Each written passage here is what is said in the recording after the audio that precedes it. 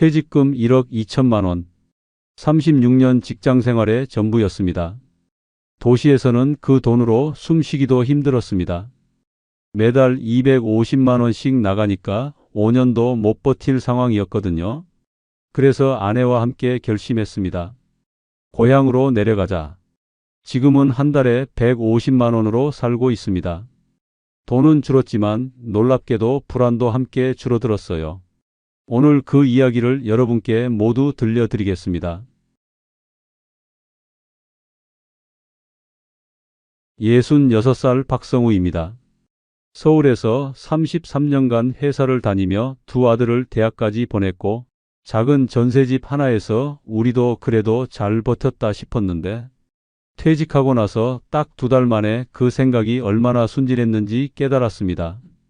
퇴직하던 그날을 지금도 생생히 기억합니다. 회사에서 마지막으로 사무실 문을 닫고 나오는데 낡은 엘리베이터 버튼을 누르면서 스티커 자국이 그대로 남은 벽면을 바라봤어요.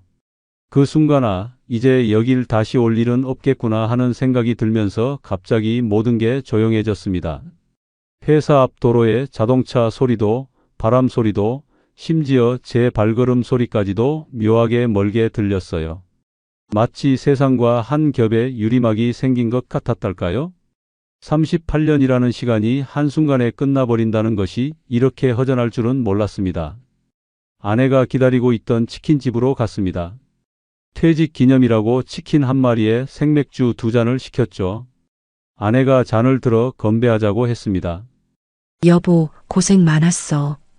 이제 좀 쉬어. 우리도 이제 좀 살자. 그 말에 저도 모르게 웃음이 났습니다. 치킨은 평소보다 더 바삭하게 느껴졌고 맥주는 유독 시원했어요. 그때까지만 해도 앞날에 대한 막연한 기대가 있었거든요. 그래, 이제 출근 안 해도 되니까 아침에 눈치 안 보고 일어날 수 있겠지. 평일 낮에 영화도 볼 수 있고 주말마다 여행도 다니고. 그렇게 우린 정말로 웃었습니다. 하지만 지금 돌이켜보면 그날이 우리가 마지막으로 밝게 웃은 날이었어요. 그 이후로는 웃을 일이 줄어들기 시작했고 퇴직금이 한 칸씩 빠져나가는 걸 보며 점점 말수도 눈빛도 줄어들었습니다. 다음 날 아침이었어요. 평소 같으면 출근 준비로 분주했을 시간인데 시계는 8시를 지나고 있었고 거실은 너무 조용했습니다. 아내는 식탁에 앉아 신문을 펼쳐놓고 있더군요. 그런데 한 줄도 읽지 않고 멍하니 창밖만 바라보고 있었어요. 그러다 혼잣말처럼 이렇게 말했습니다. 이젠 뭐하지? 너무 조용하고 가느다란 목소리라 대답도 못했습니다. 그 순간 퇴직이라는 게 단순히 일을 그만두는 게 아니라 삶의 리듬 자체가 사라지는 것이구나 하는 걸 느꼈어요. 괜히 핸드폰을 집어들었다 놓았다 하면서 저도 모르게 아이들 번호를 눌러봤습니다. 혹시 오늘은 전화가 오지 않을까 하고요. 그렇게 며칠을 기다리다 정말로 전화가 한 통 왔습니다. 아빠, 그게 이번에 학기 등록금이 좀 부족해서요. 그 말에 그래 알겠다 하고 전화를 끊는데 마음 한켠이 이상하게 허전했습니다. 전화를 받기 전에는 목소리라도 들을 수 있겠지 했지만 막상 듣고 나니 나는 여전히 지갑이고 보호자고 돈줄이구나 싶더라고요. 그 후로 한 달에 나가는 돈을 다시 계산해 봤습니다. 관리비 20만 원, 병원비 30만 원, 보험료 35만 원, 교통비, 휴대폰, 식비까지 포함하니 그냥 숨만 쉬고 살아도 250만 원이 훌쩍 넘었어요. 퇴직금 1억 2천이 있었지만 이렇게 나가면 5년도 못 버티겠더라고요.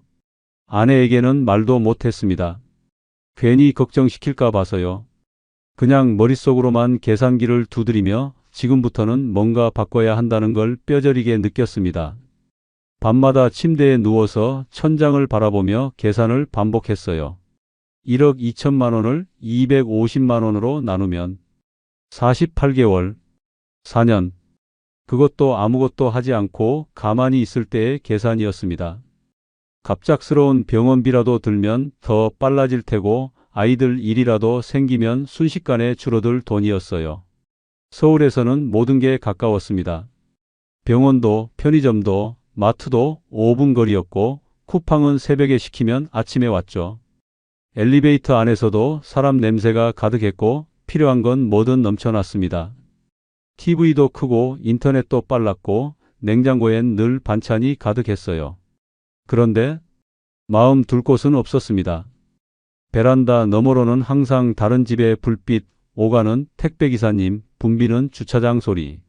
그런데 정작 우리 부부는 서로의 얼굴을 하루에 몇 번이나 마주쳤는지도 기억이 안 나더라고요. 어느 날 아내가 베란다에 서서 멍하니 핸드폰을 보더라고요. 그날 밤 아내가 본 유튜브 영상은 키촌 부부가 직접 재배한 감자로 만든 감자전이었죠. 그때 아내가 먼저 말했습니다. 우리도 저렇게 살면 안 될까? 내려가자, 고향. 그 동네로. 고향은 달랐습니다. 어릴 적 친구는 다 떠났고 부모님 지인들도 대부분 돌아가셨고 집도 오래돼 페인트가 벗겨져 있었죠. 하지만 그 땅엔 아직도 논이 있었고 하늘은 더 넓었고 아침마다 닭 우는 소리가 아직도 그 동네에 머물러 있더라고요. 아내가 말했습니다. 여보, 여긴 뭔가. 시간이 천천히 가는 것 같아. 그 말에 저도 모르게 대답했습니다. 그러게. 지금까지 우린 너무 빨리만 살았던 것 같아. 그날 밤 둘이 앉아 마당에 난 잡초를 한참 바라보다가 말없이 고개를 끄덕였죠. 여기서 다시 살아보자. 사람 많은 도시 말고 적어도 마음 붙일 곳이 있는 곳에서. 그렇게 우린 내려왔습니다. 첫 해는 정말 힘들었습니다. 서울에서 쓰던 전기밥솥, 커피포트 같은 건 여기선 전기도 약하고 물도 달라서 속도도 느리고 고장도 잦았죠. 내려온 지 한 달쯤 됐을 때였어요. 마당 옆에 잡초가 무릎까지 자라 있었는데 낫으로는 도저히 감당이 안 되더라고요. 서울에선 상상도 못했던 일이었죠. 그래서 결심했습니다. 예초기 하나 사자. 기계 힘을 빌려야겠다. 인터넷 중고 마켓을 뒤졌고 거의 새 거 한 번만 사용이라는 말에 혹해서 13만 원짜리를 샀습니다. 근데 그게 시작이었죠. 물건은 집 앞까지 잘 왔습니다. 생긴 건 멀쩡했어요. 시동도 걸렸습니다. 그런데 10분 돌리자마자 연기가 나고 시동이 꺼지더니 다시는 안 켜지더라고요. 동네 마을회관에 들고 갔죠. 한 어르신이 보시더니 이건 부품도 없어서 버려야 되는 거유. 순간 멍했습니다. 그러더니 한 말씀 더 하시더라고요. 기계는 말이여, 사람처럼 속 안 보여도 병이 있다니까. 웃음도 났지만 그날 기분은 참 묘했어요. 13만 원도 아까웠지만 도시에서의 감각으론 여긴 안 통하겠구나 싶었습니다. 그 후로는 모든 동네 분들께 먼저 물어봅니다. 형님, 이건 어디서 사면 좋을까요? 이건 중고 괜찮을까요? 그분들의 조언 하나하나가 13만 원짜리 교육비보다 훨씬 값진 정보였어요. 여름이 시작될 무렵이었어요. 첫 농작물을 심고 나서 올해는 제법 먹을 게 나오겠구나 하고 아내랑 기대에 부풀어 있던 어느 날 아침 상추잎이 구멍투성이가 되어 있더라고요. 이게 뭐야? 어제까진 멀쩡했는데 자세히 보니 작은 벌레들이 줄지어 앉아 있었습니다. 물도 뿌려보고 식초도 뿌려봤지만 소용없더라고요. 결국 동네 어르신께 물었더니 한마디 하시더라고요. 거 봐요, 농사는 사람이 하는 게 아니라 벌레랑 하는 거라니까. 그 말이 귀에 딱 박혔습니다. 아내는 그날부터 매일 새벽에 손으로 벌레를 잡기 시작했어요. 이마에 땀이 맺힌 채 이 상추는 내가 지킨다는 표정으로요. 그 모습을 보면서 생각했어요. 서울에서는 마트에서 2,000원이면 살 수 있는 상추였는데 여기서는 매일 새벽마다 전쟁을 치러야 하는 귀한 것이구나. 또 한 번은 새로 심은 고구마 줄기 근처가 자꾸 쑥 꺼지는 거예요. 삽으로 파보니 땅속이 완전 두더지 터널이었습니다. 헉, 얘가 이걸 다 파고 다녔다고? 고구마 싹이 죄다 들려 있었고 몇 개는 통째로 사라졌더라고요. 인터넷 찾아보니 두더지 퇴치 스프레이, 장치, 울타리까지 온갖 제품을 사봤는데도 안 통하더라고요. 결국 마을 어르신이 하나 알려주셨어요. 막대기 하나 박아두고 그 위에 페트병을 거꾸로 끼워봐요. 바람 불면 흔들리는 소리에 도망간다니까? 진짜로 그걸 해봤습니다. 처음엔 민망했는데 효과가 있긴 하더라고요. 두더지 터널이 줄기 시작했습니다. 그걸 보고 아내가 한마디 했습니다. 여보, 이제 우리도 반쯤은 농사꾼이네. 그리고 결정타는 고란이었습니다. 잘 자라던 고추밭이 하룻밤 사이에 엉망이 되어 있었어요. 처음엔 사람 소행인 줄 알았는데 마당 옆 풀숲에 발자국이 선명했죠. 동네 분이 그러시더라고요. 고란이요. 요즘 야산에 먹을 게 없어서 마을까지 내려와요. 그날 이후 우리는 고추밭에 줄을 치고 반짝이 테이프를 달고 아내는 바람 불 때마다 테이프가 흔들리는지 확인하러 나갔습니다. 그러면서도 그래도 귀엽긴 해. 하고 웃더라고요. 저는 속이 터졌는데요. 벌레, 두더지, 고라니. 귀촌 전엔 이름만 들어봤던 것들과 이렇게 가까워질 줄은 몰랐습니다. 하지만 그 덕분에 배웠어요. 자연과 싸우려 하지 말고 조금은 함께 살아야 하는 거구나. 그걸 알게 되니 마음도 한결 편해졌습니다. 귀촌하고 처음 맞은 겨울. 생각보다 힘든 게 많았습니다. 서울에선 한겨울에도 반팔 입고 돌아다니는 사람들이 있었는데 여긴 아침에 눈 떠보면 보일러 배관이 얼어있는 날이 다반사였죠. 장보러 나가려고 해도 버스는 하루에 한 번, 시간 못 맞추면 하루를 그냥 날려야 했습니다. 그때 절실히 느꼈어요. 귀촌할 땐 이 세 가지만큼은 꼭 준비해야 한다. 첫 번째는 차량입니다. 차는 필수예요. 처음엔 차 없어도 되겠지 싶었습니다. 서울에선 버스, 지하철, 택시가 넘쳐났으니까요. 그런데 여긴 버스가 하루 한 번뿐이고 가장 가까운 병원이 차로 40분 거리더라고요. 아내가 감기 기운 있어서 병원 가자고 했던 날, 기다렸다가 내일 갈까? 그 말이 참 미안했어요. 마트, 우체국, 행정센터. 다 차 없이는 갈 수 없는 거리에 있었습니다. 귀촌은 자연으로 가는 게 아니라 차로 가는 겁니다. 이건 정말 확실히 말씀드릴 수 있어요. 두 번째는 이웃 인사입니다. 먼저 웃는 사람이 오래 가요. 시골살이의 진짜 핵심은 관계입니다. 처음 마을회관 들어가는데 얼마나 어색하던지. 그런데 제가 먼저 안녕하세요. 이번에 내려온 박성우입니다. 하고 인사하자 어르신들이 금방 마음을 열어주셨습니다. 그중 한 분은 아, 너 그 방 노인네 막내 아들이지? 하시더니 고구마 심는 법부터 장날 좋은 가게까지 하나하나 알려주시더라고요. 여긴요, 누가 더 오래 살았는지가 아니라 누가 먼저 인사했는지, 누가 먼저 웃었는지가 오래 갑니다. 그 이후로는 동네에 짖는 소리에도 웃음이 나더라고요. 아, 저 집도 택배 왔구먼. 하고요. 세 번째는 생활비 계산입니다. 생각보다 전략이 아니에요. 다들 시골은 싸잖아라고 생각하지만 막상 살아보면 나가는 돈이 다르게 새어나갑니다. 겨울엔 난방비가 장난 아니고 차 기름값, 정비비, 눈 치울 도구까지 도시보다 더 나가는 부분도 많아요. 저희는 결국 거실에서만 생활하는 한방살이로 겨울을 났습니다. 전기장판 2개, 작은 온풍기 하나. 처음엔 불편했는데 나중엔 그 안에서 둘이 따뜻하게 밥 먹는 게 오히려 더 좋았습니다. 요즘엔 장날 전날 전단지 보고 세일하는 품목 정해서 미리 장 보러 가요. 5,000원 아끼는 게 뭐 대수냐 싶지만 그 재미가 쏠쏠합니다. 그러다 보니 소비보다 생활을 계획하게 되더라고요. 날마다 벌레를 잡고 마당에 떨어진 낙엽을 쓸고 보일러가 얼진 않았나? 새벽마다 확인하는 게 어느새 일상이 됐습니다. 몸은 매일 피곤했는데 마음은 이상하리만큼 편안해졌습니다. 아침이면 아내가 바구니 하나 들고 마당에 나가 쑥이며 냉이를 따왔습니다. 저는 그걸 다듬고 찬물에 여러 번 헹궈서 삶을 준비를 했죠. 그러면서 자연스럽게 이건 데쳐서 무쳐볼까? 저건 냉이 된장국이 딱이겠네?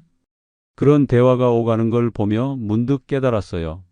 서울에선 이런 말을 한 적이 거의 없었구나. 점심이면 된장국이 끓고 저녁엔 마당에 솥을 올려 고구마를 찌고 밥상은 단출했지만 그 안에는 함께 준비한 시간, 손길, 마음이 담겨 있었습니다. 그렇게 하루하루가 흘렀습니다.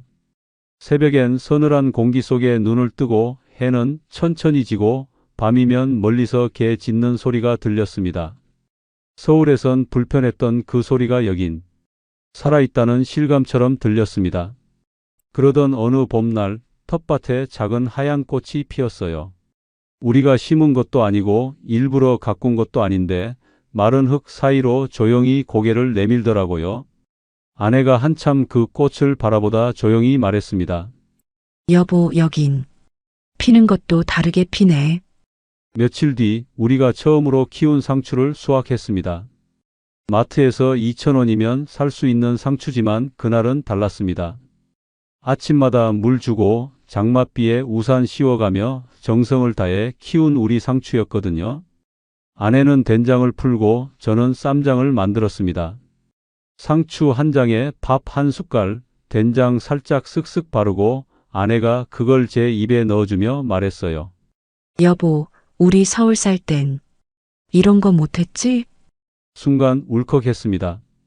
그냥 밥을 먹는 건데, 그냥 상추 한 장인데, 왜 이렇게 뭉클했을까요? 느리고 조용한 하루. 처음엔 낯설기만 했던 그 하루가 어느새 우리 부부를 따뜻하게 감싸고 있었습니다.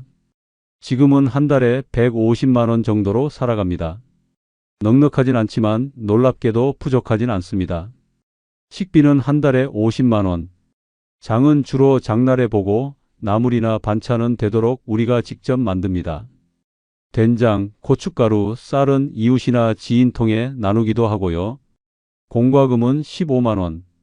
예전처럼 방마다 전기 틀지 않고 겨울엔 한방에서 전기장판으로 지냅니다. 불편하지만 그게 우리에겐 따뜻함이 되었어요. 병원비는 평균 20만 원. 조금 아프면 참고 약은 될 수 있으면 한 번 더 생각하고 삽니다.